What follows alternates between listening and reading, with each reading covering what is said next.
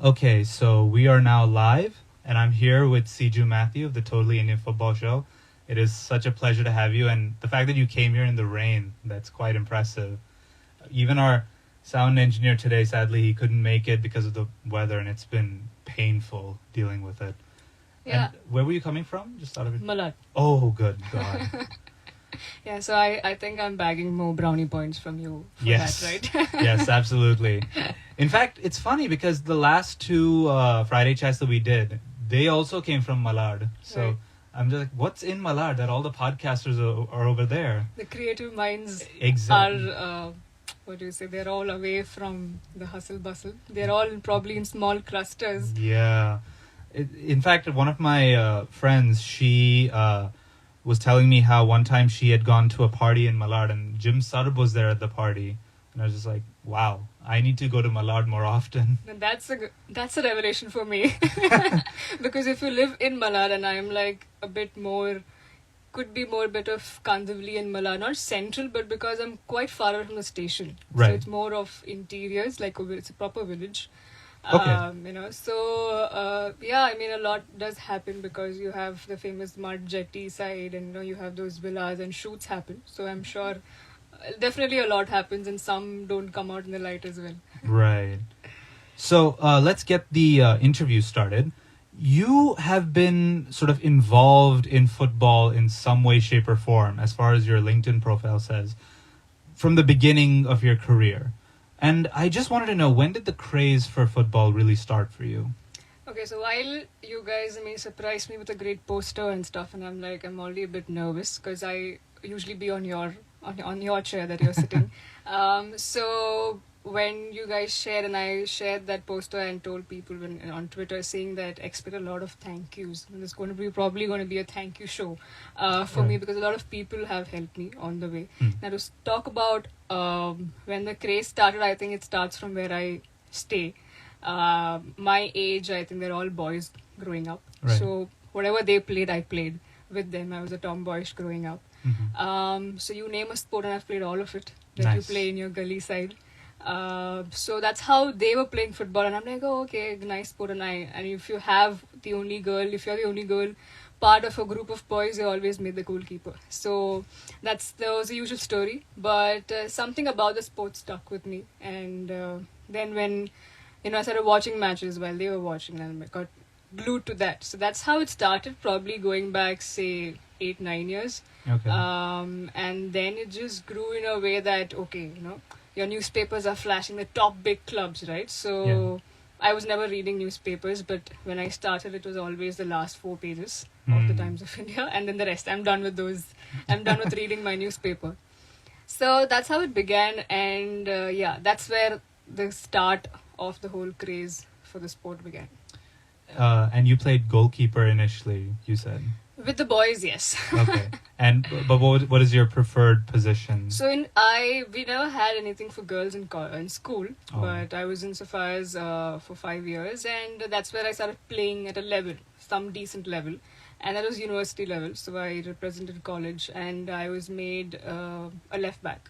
Oh, nice. A right back. Okay. So I kind of enjoyed that. Nice. I used to play as a goalkeeper myself, so sweet. that was and I was terrible at it, but I did enjoy playing football. It was such I think that's the most important at that age, because if you asked me or if you asked anyone, was I good? I'm not sure. I wouldn't say that myself, but I enjoyed playing. Yes. Like, I would often tell people that you ask me to run, I may not be able to run, but I can play football, and that's a very weird thing. Yes. No, exactly. But I think enjoying the sport matters all the more, especially at that age. Yes. Especially when you have a good game and everybody, the day after is just talking about how great you were playing. It's the best feeling in the world. Yeah. And so, do you support any particular football club, just out of interest?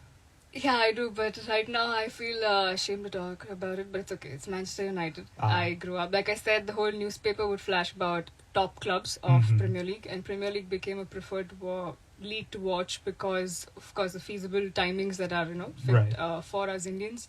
And yeah, it was in your face about United, big club, and you also had the other somewhat kind of fell in love with that club. The likes of Rooney. I mean, Rooney is my all-time favorite. Right. Then to talk about the position I play, I always loved Evra and Vidic. You know, that defense line was strong. It was that era that I started watching them. Right. So there was nothing not to like that club, Van der Sar, Exactly. and the whole Ferguson era is where I was blessed to watch them. So yeah, I mean, Scholes, gigs, you name it, and it goes all the way. But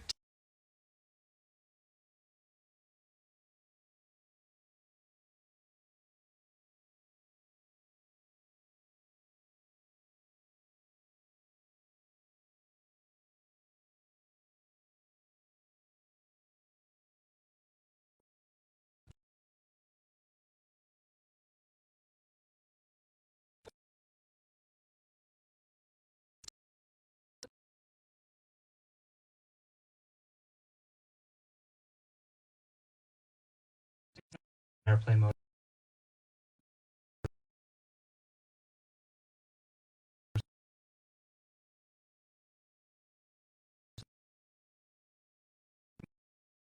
I was going through the doldrums myself, and now I'm getting to enjoy being a Liverpool fan. But so you had this passion for football from playing with the boys and everything growing up, and then playing at university level. And you mentioned you started at Sophia College, and I looked at your LinkedIn profile. That's where you studied mass media, right? yeah. So what was it about mass media that appealed to you? So nothing specific about the course. So after I finished my 10th standard, my batch had 5 months of vacation. And that was like, wow, like 5 months of Wow. doing nothing. Wow. And it was the year of the World Cup as well, 2010. In Yes, South Africa. South Africa, yeah. So I watched the tournament, I mean, without giving hoots about, oh, I don't have to wake up the next day. There's nothing to do and I can watch all the matches. You know? Right. So something told me like, why not write about it? You know, and just freely. I mean, I was yet not very comfortable writing on a laptop, typing out. So I would write it down from pen to paper. So all that happens. I would write about matches I watched, about some players, and about some like a feature kind of a thing. But it was a very longish, like 3-4 pages of writing. Oh wow. Okay. So then I had one of my cousins very close. He did BMM. He's 1 year older to me. So he did his mass media, and he was wanting to pursue something on those lines. So while he told me, and I was writing all of this, and he's like, see, nobody's going to read that much. You yourself won't sit down and read all of that. So you can start a blog instead and limit your word count to say 300 or 400 max. So I said, okay, I can do that. So 11th and 12th went by, and then slowly I started working on my blog. Okay. So like, again, not a great writer, but definitely it was just for love of writing and of covering a sport, a favorite sport. So I would write about that. And then when he did BMM, he's like, why don't you try this? I mean, probably it'll give you an idea of what mass media is. And by then I wanted to be a sports journalist because I Right. discovered, you can still work in sports, and though news was not something I would consume, but I'm like, this is cool. I mean, I can cover games, I can watch. Yeah. And pretty much this is the first answer I gave, when I was picked up the first class in BMM in Safas by my professor. She asked me, why do you want to do this course, or why do you want to be what you want to be? And I Right. said sports, and I was like, so I can get free entry to all the stadiums, Always the best. access. Yeah, and I still am a big David Beckham fan, so hopefully one day. Yeah, David Yeah. Beckham. David Beckham is a surprisingly underrated player. He is. It's like everybody just sees the all the ads and the Yeah. commercials, but he's Yeah. a really good player. Yeah. So, but it's great that you could blend that kind of love for media and telling stories with football. Right. And yeah, the 2010 World Cup I remember very fondly because I was actually supporting the Netherlands to win, and they were undefeated all the way up to the final, Yeah. sadly. But yeah, the World Cup has been such a. I've been watching it since 2006. So Italy won, then Spain, Yeah. Germany, and I was supporting the winners all the way for some reason. It was only in 2018 when France just came out of nowhere. So, so you played football. You went to college for mass media, and by then you already knew you wanted to be a sports journalist. Yeah. But I have to ask because I feel like every kid has had this kind of dream at one point. Did you ever think about playing professionally football? So that's something I think was already done for me to even think or imagine about it, because, like I mentioned, school never had anything for girls. I did try to start something, but and there were, I think, really good players among girls as well who really loved the sport and who had an interest to even learn. But yeah, for few reasons or the other, that didn't happen. But I think when I left, they did start something. So I'm like, okay, something came out of whatever me nagging them to Right. start. So after you're 16, you really can't start over again. And where you've not had anything. I haven't played a single game apart from just playing locally or not even locally, like just playing with your friends or in your PT time, you just grab a ball and you play. Right. So that I was sure that there's no point in me thinking about taking it professionally, because there was nothing for that period where you're actually going to grow, right? Where you would probably think of becoming a player. Right. After 10th, you're not thinking about becoming a player. Then you're like, I want to be in sports, do something related but within sports. What I had not decided then. Right. And so, what was the one thing that you found when you entered into sports writing? What was the thing that you found the most surprising about what actually goes into sports writing? Because I feel like everybody has an idea of, I know how to write about sports, or I know how to write about this, that, or the other. But when you come in, there's like a very specific discipline that you have to follow. What was that one thing that surprised you? Okay, so before getting into it full-fledged, I did an internship with Hindustan Times. This was right before my TY and after my second year. And by God's grace, I got through. I mean, interns never, that's the whole norm. Interns never get what they want. So I Sadly. did. A week into nagging, not just nagging actually, just building conversations and rapports with the sports editor Sanjeev at HT. I mean, I have to thank my city editor who actually put me in touch, and the moment he put me in touch with the sports editor, he lost me right there. So Manoj Nair, shout out to him if he ever listens to the episode. But Sanjeev and I spoke on the lines of, okay, like when I had nothing to do, I would just read up articles, and if I didn't understand about a word, why is it there, I would go up to him and speak. So he's like, okay, you really want to work with us? I said, yeah, I would love to. He's like, okay. So 4 days into being a reporter, I was then roped in the sports team.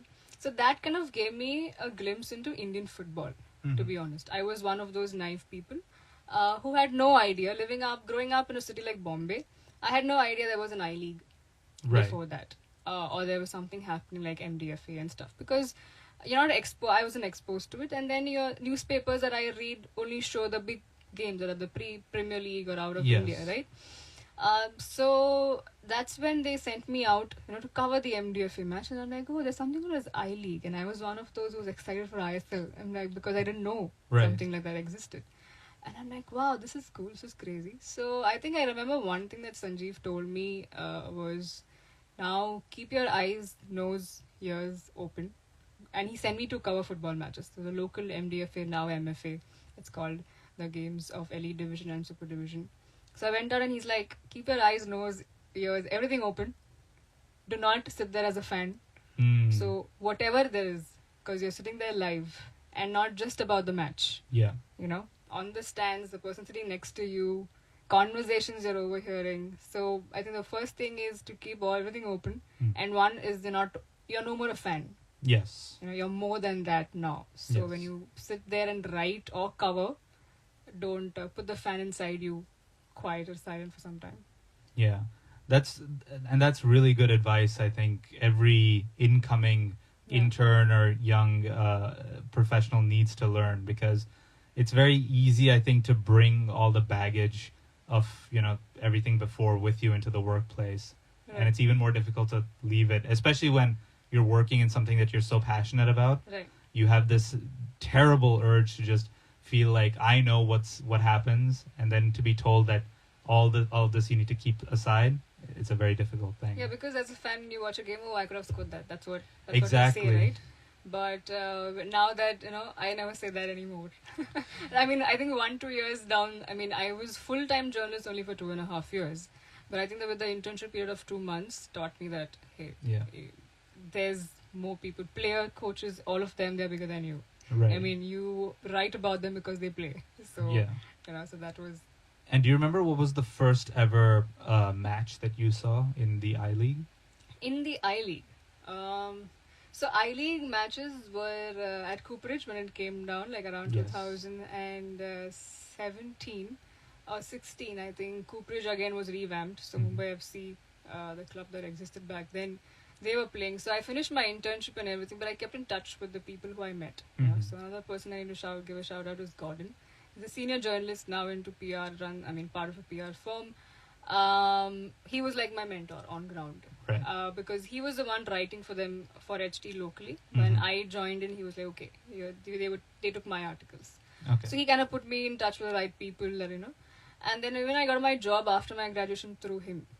So he would give me free tickets for I League games. He's Nice. like, you're a lifetime member now to Cooperage. So whenever there was a game, he would ping me, how many tickets do you want? And I've taken all of them, my friends, my family. Want to watch a football game? Let's go. Cooperage is the Nice. best because you get a very close glimpse, a close view Yeah. of the pitch. First game would be of one of the Mumbai FC. I don't remember against who, but one thing I very clearly, vividly remember is a match between Mumbai FC and Bengaluru FC. Hmm. And I was watching Sunil Chhetri play for the very first time Oh yeah. live. And like I mentioned, if for those who've gone to Cooperage, you know how it's right there. If you're sitting here, you see the player right here. Yeah. It's that close. And I remember I was with my sister and I told her I was blushing and nudging. So he came around the side for a shot and I was like nudging. I said, hey, that's Chhetri, look at him, that's the captain. And I couldn't stop blushing about it. But that's something I clearly remember. Yeah. I still remember the first match that I didn't see live, but I saw on television. It was Churchill Brothers versus Mohun Bagan. Oh, what a And game. It was, I think Churchill Brothers won, I think 3-1, if I remember correctly. Their goalkeeper was on fire that day. And I remember just seeing like, wait, Indian football exists. And then I saw I League and I'm like, oh wait, yes. If Japan has a J League, Korea has the K League, then yeah, it makes sense that India would have an I League. But moving away from the football for just a second, now we're going to get into the podcasting. So you started your podcast in November of 2020, right? That was this show. This show, yes. This show, yes. The Totally Indian Football Yes. Show. So what was the inspiration to start this show? So I would have to rewind a little bit. My first introduction to podcast was when I worked with the Fan Garage. Mhm. And 2015, 16, so IndusWorks Media, Amit Doshi came down from US and he started IndusWorks, IVM. So my boss and Amit were good friends, and that's how we kickstarted. And they wanted some shows under them, especially with sports. So that's how we were like, okay, let's start a cricket show and stuff like that. So initially it was I think once in 2 months and stuff. I wasn't part of that initial program, Okay. but when they wanted to get into football, so I was roped in as one of I had a colleague Chiranjeet who would talk about football, and then there was slowly an interest kind of a thing because. Back then, I think slowly Indian football community also was growing, at least on Twitter. Right. And now it's grown full-fledged. But back then it was slowly starting. There were a few people who were already following Indian football. And I think 2016 is where I kind of was part of the panel. I also covered badminton for the Fan Garage. So I would speak on badminton and a bit of football. Okay. And while my colleague spoke on football completely, and another colleague, Vivek, spoke on tennis and cricket. And we had a host from their end, from the IBM's end. So that's how it started. And I was like, oh, okay. I still remember the first time, when I was supposed, if one of the days I reached early and, the engineer was like, hey, why don't you record your part, and then we'll wait because it's taking too much time. I said, okay. I still remember sitting in the studio and I'm like freezing to death, not just for the AC because I'm nervous. And I'm recording my part and I think we took almost 7 to 8 takes, and the engineer was like, "It's okay, Siju, you can go for it. Be calm. It's fine. It's okay." And all of that, and that's where it all started, right? And then we full-fledged had a separate show called the Indian Football Show in TFG, the TFG podcast, TFG Football Podcast, and I was roped in as a co-host. Thanks to May as well. I think she's been a very dear mentor to me. Because back then she was working with IBM. So I think my boss and all of them decided probably I should be the co-host, and then eventually I became the full-fledged host of the show. Right. So we had like I've done 300 plus episodes back then with TFG, Okay. right? And that's how I built the whole love and the niche with regards to people started recognizing me as the podcast girl. I think things worked in my favor because the only girl out there doing a podcast back then, Right. and fortunately it worked for me. Unfortunately, I'm not sure of the listeners. You're listening to my voice the first thing you hit the show. So that kind of, and then when I started traveling to cities to cover games, people recognized me because, like I said, Twitter had a good bond and a good people growing up, like Yes.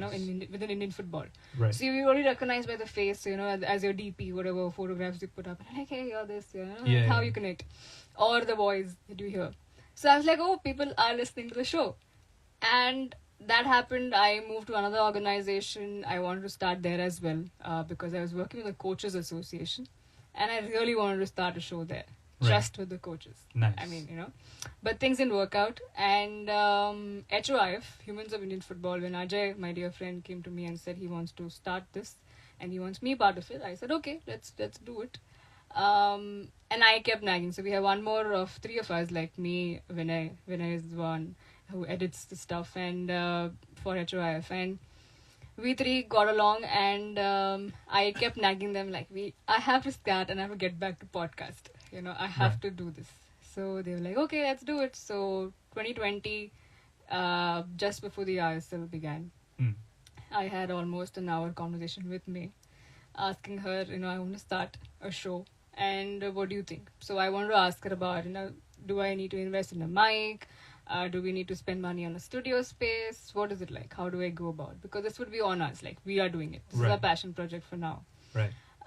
So she gave me a lot of tips and all of that, and I had already prepared to invest in a decent mic because one thing I understood and learned is that the host needs to have a good voice, Right.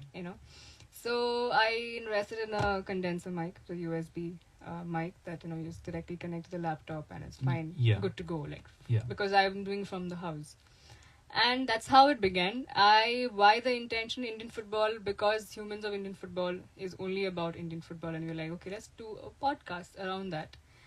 The show name, there's already a famous show called the Totally Football Show. Yes. So we didn't think creatively much about it, and Ajay was like, hey, you know what? Let's just add Indian to that and make it our own. Yeah. And when I kind of found out that there's no problem to that, I said, okay, let's do it.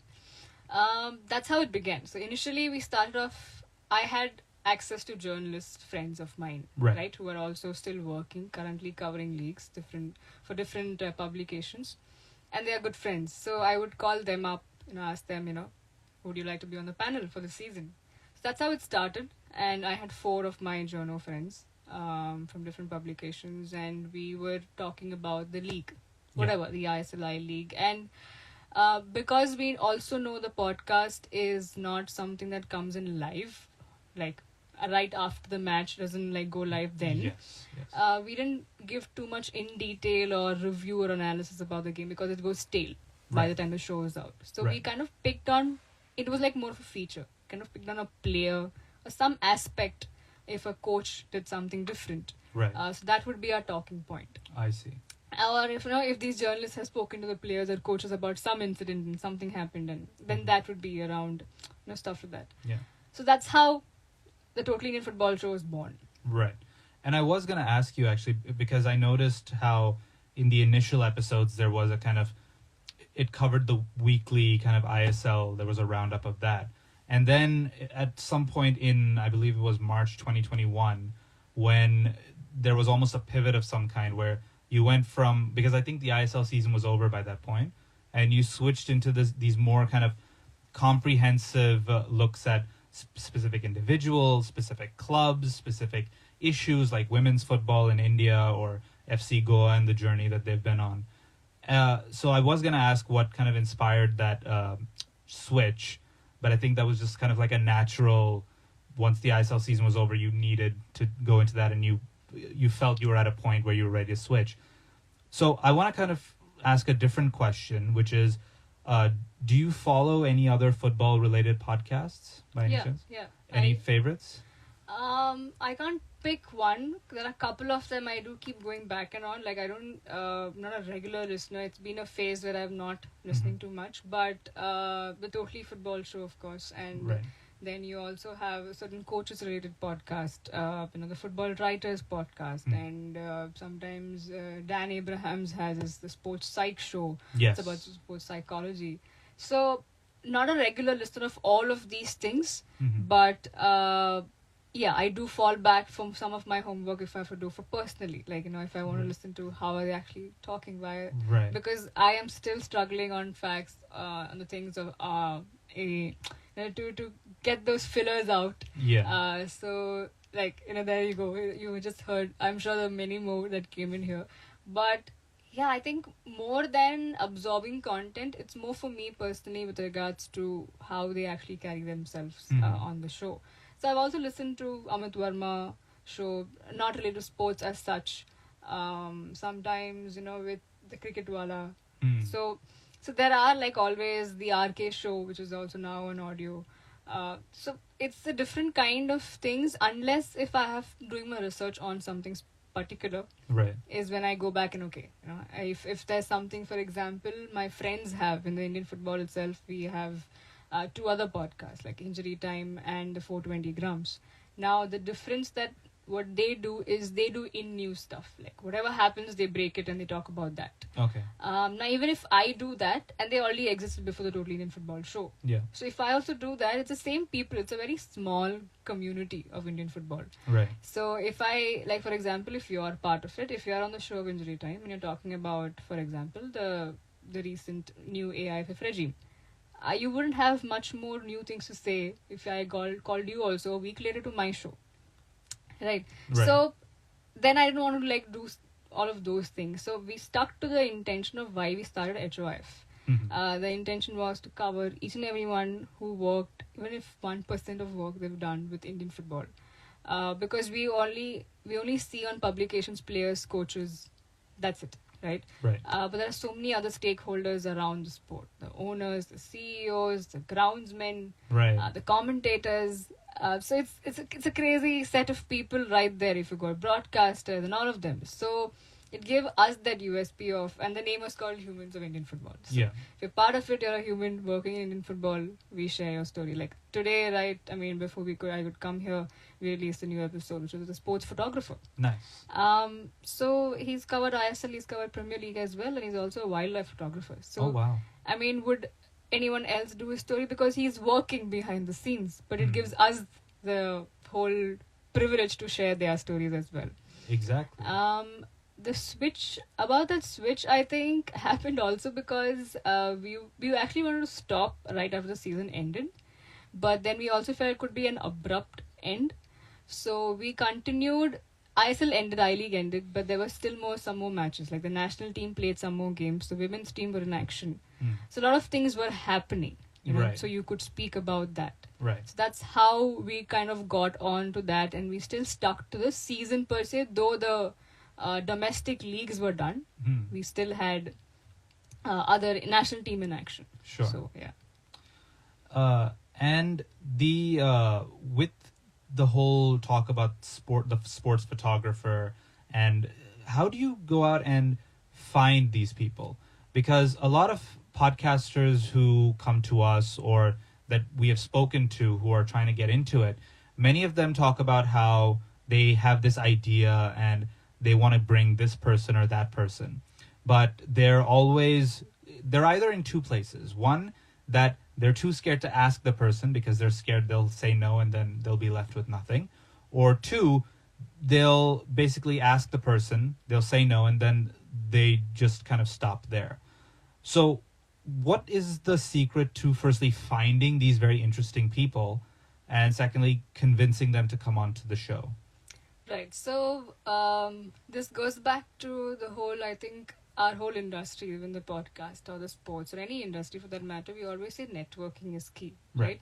Now, I was a full-time journalist for 2.5 years, so I was a proper reporter working for the Fan Garage, and I built that network of people, meeting club owners, meeting, even if not meeting, at least talking to them over the call.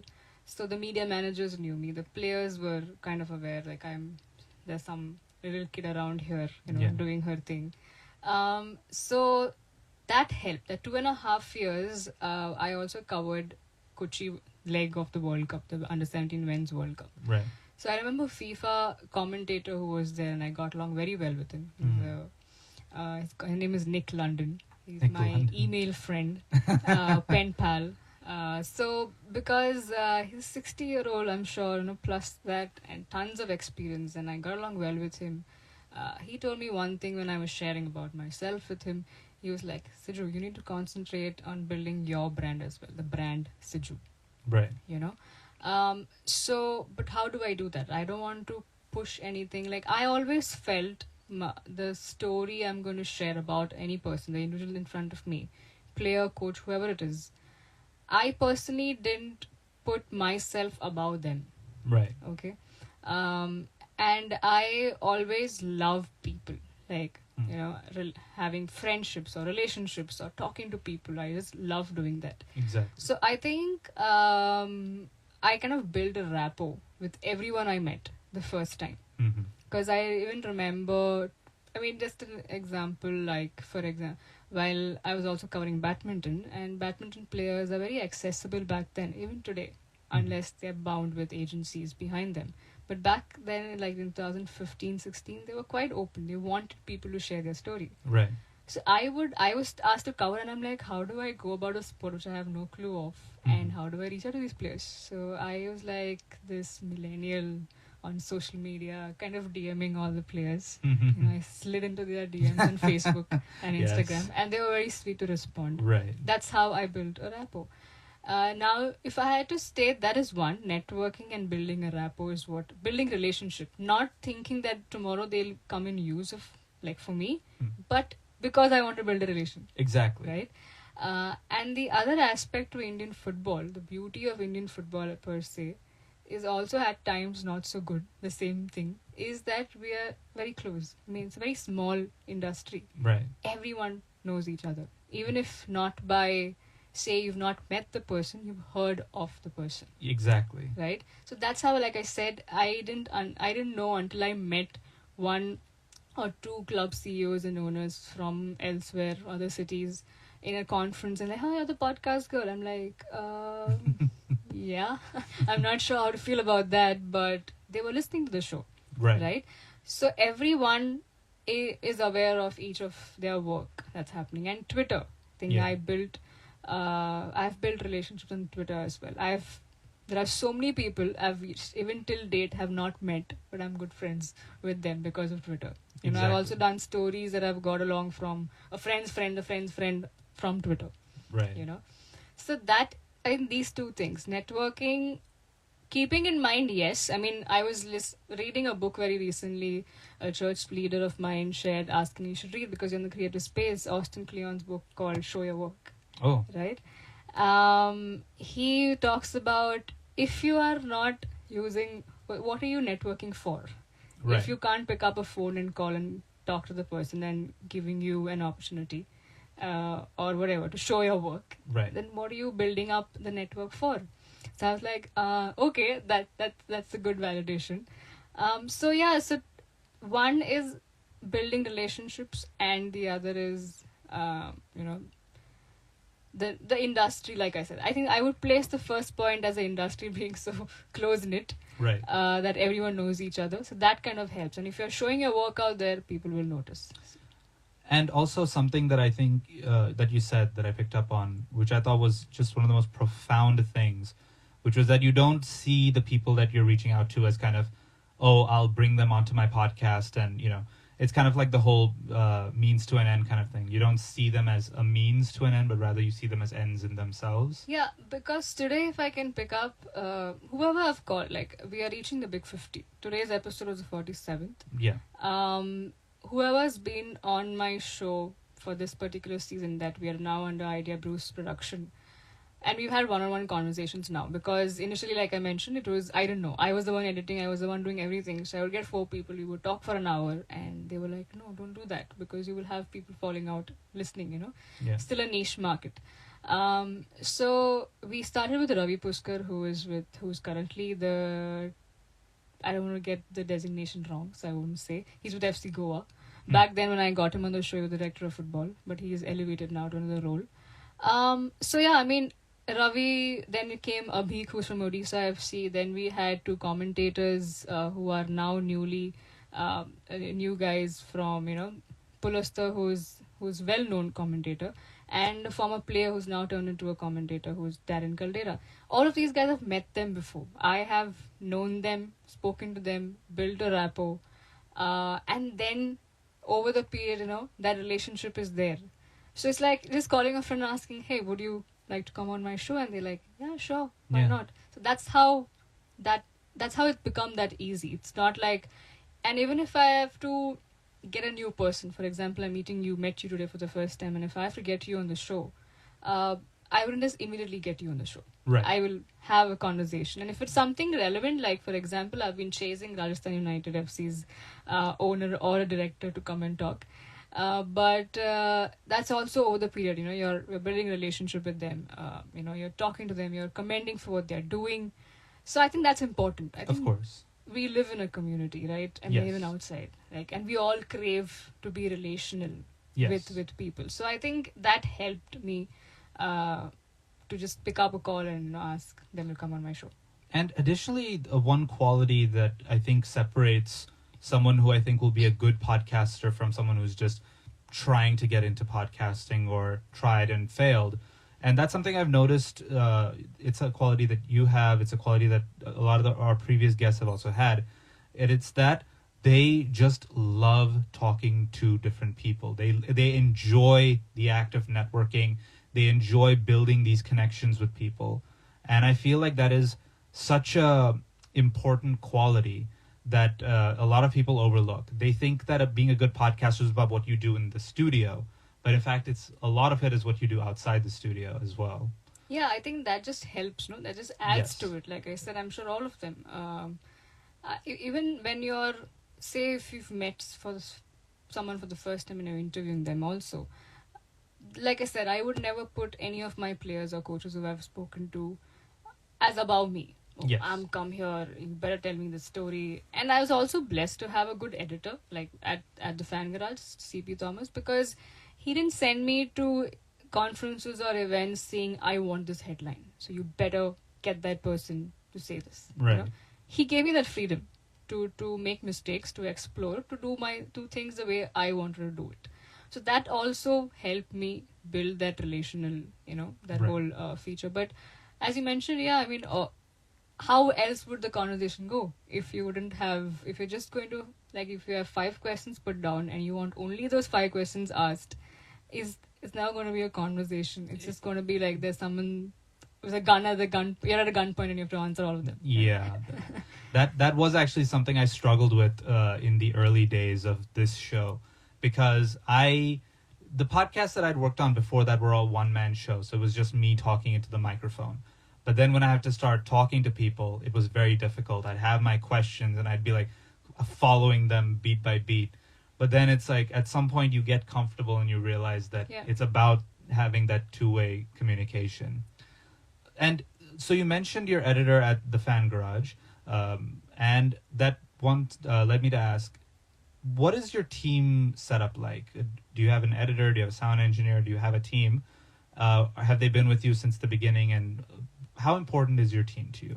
So at this point, like I mentioned in previously, like Idea Brews Studios is where our show comes under. They're a production house. So the editing and production side of things, they take care of it. Until, like, when I started the show, the first 20 episodes, like, I was like, okay, it's audio, so I should probably put in it was like my baby. So I kind of downloaded the Audacity app and kind of learned, okay, how to maneuver around things. Even then, if you actually listen to the previous episodes, May was the one to point it out, saying, yeah, I mean, this is not a good edit. It's a good episode with regards to a good conversation, but not a good edit. So I'm like, yeah, I'm the one who edited it, So I would only do the cuts and that's all. I mean, an engineer, like the term itself says, he properly maneuvers around it, even removing that extra hiccup or an extra sound. Clean, right? Yeah.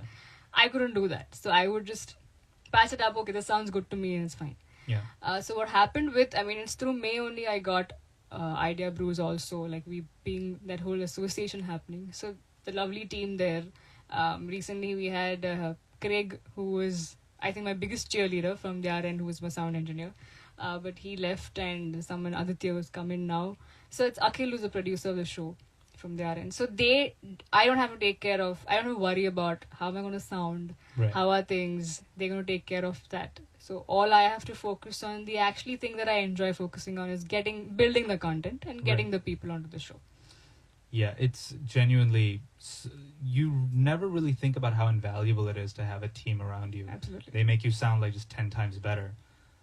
But coming back to something, it just hit me actually. So you were talking about how, you're at the matches and you're at the shows, and you mentioned podcasting is not live, right?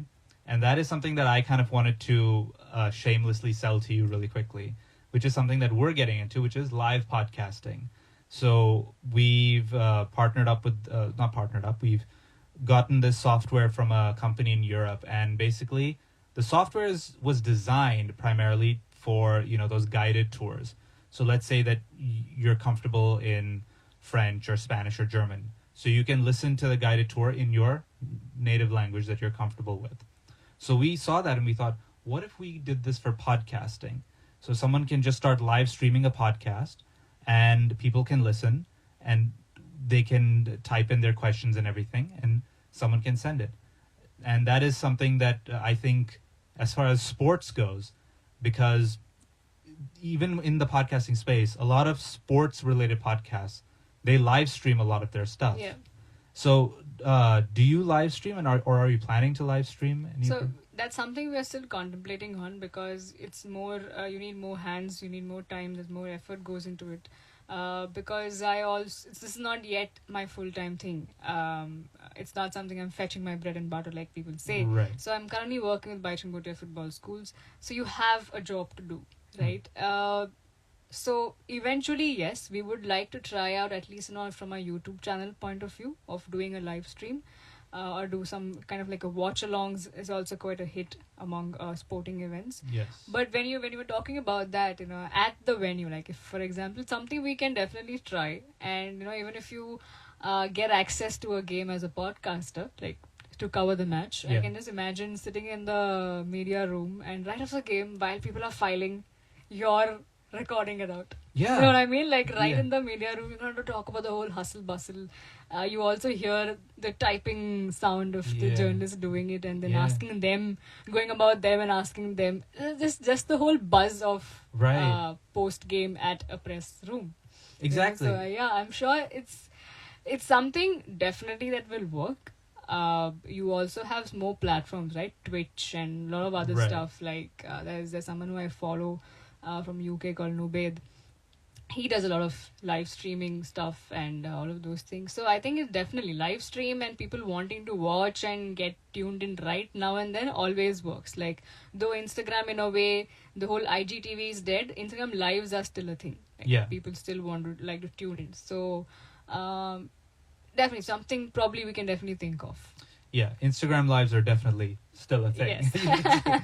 But yeah, and I feel like that is such where podcasting, it's so strange because May used to work in radio herself, and it's kind of like now podcasting is trying to become like radio again, which was such a weird thing to think about. So the final two questions. The first one, when we were talking and arranging this meeting, you mentioned that you haven't been in a studio in 5 years. Now that you've been back inside one, do you think that people who are trying to get into podcasting should consider working with a studio, or what do you think is the appeal of working in a studio, the benefits of working in a studio versus just doing it with one microphone at home? I think firstly because I was also introduced to a studio setup and I started off, right? The whole feel of it, the mic, Yeah. you're sitting with the person, and though I still have a mic and it makes me feel, the first foremost, sound is the most epitome of a podcast, right? Because only audio. So that is taken care if you're in a studio setup, because otherwise there are things that you can't control when you're in a house. Like I stay in a cottage row house chawl system, and there's every day a lot of people go past by my, just outside my house, the lane outside. Right. There are people who sell vegetables, there are people who sell a lot of things, and because of mic I have, it doesn't capture that. But otherwise, if it was somewhere close, like the fan is too loud, or my sister's talking something, or she's banging, I mean, she doesn't usually do that. It's a silent house when I'm recording. and I feel sad of sometimes, that they have to like, no phone calls. If you're calling, go out. And all of those things. So those things, there are things that are uncontrollable when you are sitting in a house. In the studio, I also feel why. It gives you a freedom. It's just a different feel and vibe for me personally. Yeah. Like I've also been telling my team that if we get a big personality onto the show, like all of them are big, whoever I've got on that, like a club owner or a CEO and stuff, and he's willing to come onto the show, and if he's from Bombay, like I was telling my team, like we should do it from a studio because it's just a different feel. I like the whole chair, like, you're gonna move around and you're gonna talk. And because you're in that setup, the energy level is going to be different. Exactly. Rather than when you're sitting in the house. TK, you still have because you want to run the show and do the episode. But I think it's a different vibe altogether doing it from a studio. It is absolutely. And that is something that we really want to try and emphasize to people because, we set up the studio really for people who are new to podcasting. We want people to feel like this is a space where they can come and feel, like you said, they're in that zone where they can just create and they can just do anything. Mistakes can be made, new things can be tried. And that's really what excited us about building the studio and this whole company as a whole. So, final question. Indian football, I remember when first time I watched it was in 2007, like I said. So Indian football since then has really evolved. It went from I-League to, then ISL came, and the team as well has been sort of improving slightly, debatably, but it's not as it was back in 2007. And also with the ISL, you have, these very, like with the Chinese league, you have these famous players from Europe coming to either manage or finish out their careers here. For me, that was very promising signs as far as Indian football is concerned. What do you think about how podcasting has grown since you started and where it is right now? I think if I have to, let's be honest about the sport. The teams, right? ISL definitely, credit where it's due, it's called the glitz and the glamour. And that has a good side to it also of people watching you. But it also has shown the bad side also, right? Yes, players are getting paid well. It's a higher pay than the I-League. Everyone wants to work there because it's now called the top division. All of those things. But a few things here and there, and like you rightly mentioned, it's debatable, and we can go forever to say that how it has harmed or not harmed the whole system as a whole. But coming to podcasting, I feel that has a more growth rate than talking about the Indian football team. Sadly. But because while I remember like in college, while I was still in college and with mass media, on weekends, on Saturdays, we had a session after our lectures got over where the industry experts would come and share their views. So we had somebody who came down to talk about and she's been in the US for a very long time, don't remember her name, but she was in the art theater background, and she was in the US, and she mentioned something very powerful, that back then, like, US was known for podcasting, right? They are way ahead than where we are. So she was talking about how her plays were also heard on audio on the car, while you're driving, so on your radio.